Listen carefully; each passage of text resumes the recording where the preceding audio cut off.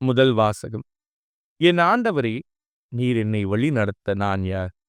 Samuel 2ஆம் நூலிலிருந்து வாசகம். அதிகாரம் 7 இறைவசனங்கள் 18 முதல் 19 முடிய மற்றும் 24 முதல் 29 முடிய. அந்நாள்களில் தாவீது ஆண்டவர் திருமுன் வந்து அமர்ந்து இவ்வாறு பேசினார். என் தலைவராம் ஆண்டவரே, இதுவரை நீர் என்னை வழி நடத்தி வந்தமைக்கு நான் யார்? என் குடும்பம் யாது? இருப்பினும் என் தலைவராம் ஆண்டவரே, திருமுன் இது சிறிதே. ஊழியனின் குடும்பத்தை பற்றிய எதிர்காலத்தை பற்றியும் நீர் பேசியுள்ளீர். என் தலைவராம் ஆண்டவரே, மனித வழக்கம் இதுவல்லவே. என்றும் மக்களாகவே நிலைத்து இருக்குமாறு இஸ்ரேலரை நீர் உமக்குரியவர் ஆக்கினீர். ஆண்டவரே, நீரே அவர்களின் கடவுளானீர். ஆண்டவராகிய கடவுளே, உமது ஊழியனை பற்றியும் அவனது குடும்பத்தை பற்றியும் நீர் தந்த உறுதிமொழியை என்றும் நிலைக்கட்டும். நீர் வாக்குறுதி அளித்தவாறே செய்யும். உமது பெயர் என்றும் மாட்சி பெறுவதாக. அப்பொழுது மாந்தர் படைகளின் ஆண்டவரே, இஸ்ரேலின் கடவுள் என்பர். உமது ஊழியன் தாவீதின் குடும்பம் திருமுன் நிலைத்திருக்கும். ஏனெனில் படைகளின் ஆண்டவரே, இஸ்ரேலின் கடவுளே, நான் உனக்கு ஓர் இல்லம் எழுப்புவேன் என்று உமது ஊழியனுக்கு வெளிப்படுத்தியவர் நீரே. ஆகவே இவ்வாறு மன்றாட ஊழியனுக்கு மன துணிவு ஏற்பட்டது. தலைவராம் ஆண்டவரே, நீரே கடவுள். உமது வார்த்தைகள் நம்பிக்கைக்குரியவை. இந்த நல்வாக்கை அடியேனுக்கு அருளியவர் நீரே. ஊழியனின் குடும்பம் என்றும் திருமுன் இருக்குமாறு நீர் அருள் கூர்ந்து அதற்கு ஆசி வழங்கும். தலைவராகி நீர் உரைத்துள்ளீர், ஊழியனின் குடும்பம் என்றும் உமது ஆசியை பெறுவதாக.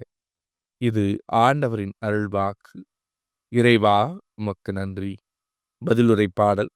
தாவீதின் அரியணையை ஆண்டவர் அவருக்கு அளிப்பார். ஆண்டவரே, தாவீதையும் அவர் பட்ட இன்னல்கள் அனைத்தையும் நினைவு கூர்ந்தருளும். அவர் ஆண்டவராகிய உமக்கு ஆணையிட்டு கூறியதை, யாக்கோபின் வல்லவராகிய உமக்கு செய்த பொருத்தனையை நினைவு கூர்ந்தருளும். தாவீதின் அரியணையை ஆண்டவர் அவருக்கு அளிப்பார். ஆண்டவருக்கு ஓர் இடத்தை, யாக்கோபின் வல்லவருக்கு ஓர் உறைவிடத்தை நான் அமைக்கும் வரையில் என் இல்லமாகிய கூடாரத்தினுள் செல்ல மாட்டேன்.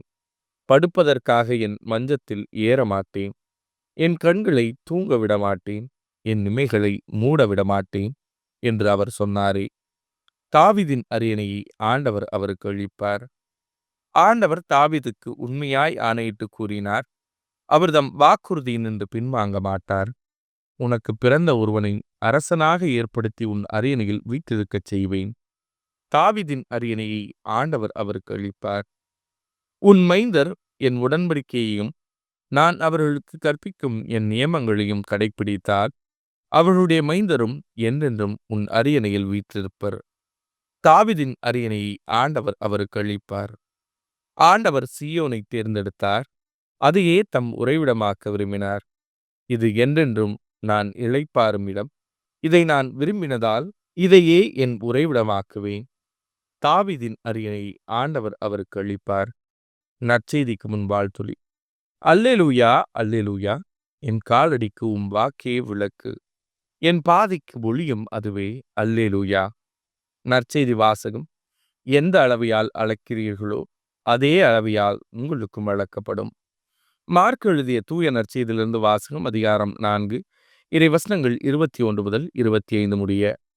அக்காலத்தில் இயேசு மக்களிடம், விளக்கை கொண்டு வருவது எதற்காக? மரக்காலின் உள்ளேயோ கட்டிலின் கீழேயோ வைப்பதற்காகவா? விளக்கு தண்டின் மீது வைப்பதற்காக அல்லவா? வெளிப்படாது மறைந்திருப்பது ஒன்றுமில்லை, வெளியாகாமல் ஒளிந்திருப்பது ஒன்றுமில்லை. கேட்கச் செவியுள்ளோர் கேட்கட்டும் என்றார். மேலும் அவர், நீங்கள் கேட்பதை குறித்து கவனமாயிருங்கள். நீங்கள் எந்த அளவையால் அளக்கிறீர்களோ அதே அளவையால் உங்களுக்கும் அளக்கப்படும், இன்னும் கூடுதலாகவும் கொடுக்கப்படும். ஏனெனில் உள்ளவருக்கு கொடுக்கப்படும், இல்லாதவரிடமிருந்து உள்ளதும் எடுக்கப்படும் என்று அவர்களிடம் கூறினார். இது ஆண்டவரின் அருள்வாக்கு. கிறிஸ்துவே, உமக்கு புகழ்.